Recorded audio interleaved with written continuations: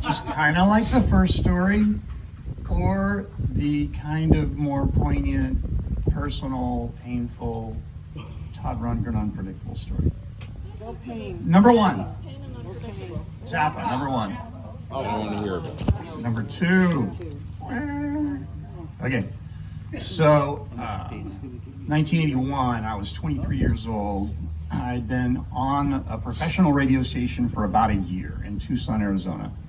And I was doing 7 to midnight. So I'm a young guy and I really haven't had much career experience. I still was nervous when I opened up the mic. I just like to play records. I was a music guy, right? Well, the program director, who had gotten a cold that day, said, I'm calling in, I'm sick, I'm home.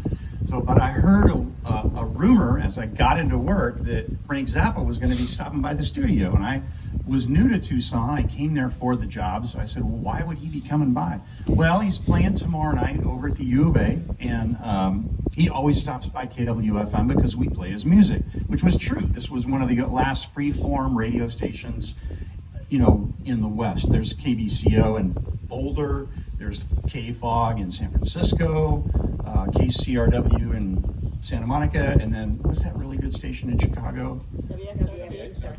XRT, where Len Bremer was the morning guy. Anyway, so yeah, Todd's coming by, and he always stops by, and you're going to be the DJ when he comes in. Zappa. What did I say? Oh, I wish. That's another story, but it hasn't happened yet. So I thought, okay, well, I'm a little nerve-wracked, you know, Frank Zappa. Nobody's going to be in the studio because it's going to be about 8 p.m. So the whole place is dark. There may be one other person there that was a photographer. He wanted to take pictures. And get a knock on the door, unlock it. Big, giant black bodyguard comes in. Frank always had a big bodyguard. And Frank came in. And he sat down, and we were at a console, and I was playing music, and he sat down, and the idea was to swing the mic stand over to him and just open up a mic. So it wasn't an interview. I had no control. I didn't have a microphone. I just gave him control, and I was going to run the board. That's what they call it. So he had just come out with You Are What You Is, which is a double record, and he sits down. I open up the mic. I'm so excited. You know, I've got Frank Zappa in the studio. And he says, well, it's good to be here in Tucson. The first thing I'd like to do is play my new record. And here's the first song, and it is, and I don't remember what it was, but anyway, the song's playing. Frank and I are having a good time. It's a double record. My phone rings. It's the hotline. It's the red phone, right? The bad phone. Hello? Frank's sitting right there listening to the whole thing, but all he hears is me talking. I'm talking to my program director who's at home sick, saying, just play the hits.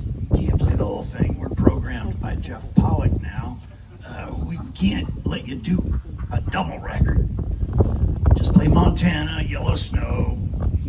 Okay.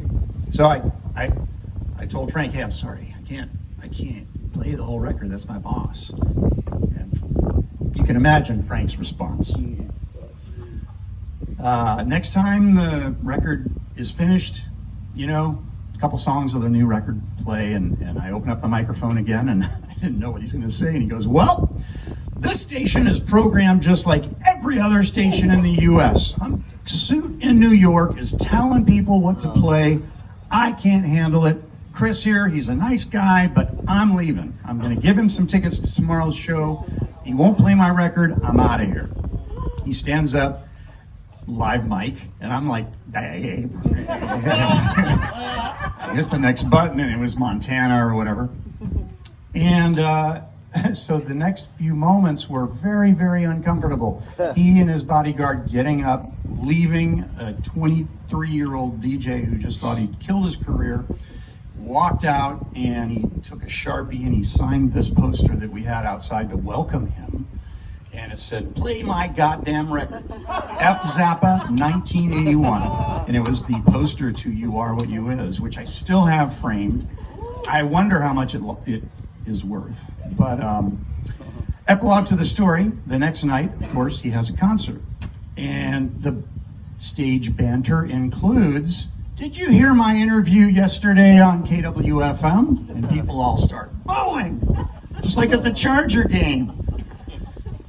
And he said, yeah, they won't play my new record. And then there was, the underground press picked that up. The regular press didn't care. But anyway, it's one of those stories that goes on forever. Sometimes a dream goes on forever. This was a nightmare. So that's my Frank Zappa story, but what I got out of it was probably a priceless piece of art that I don't know how much it's worth, but anyway, that's the story. All right.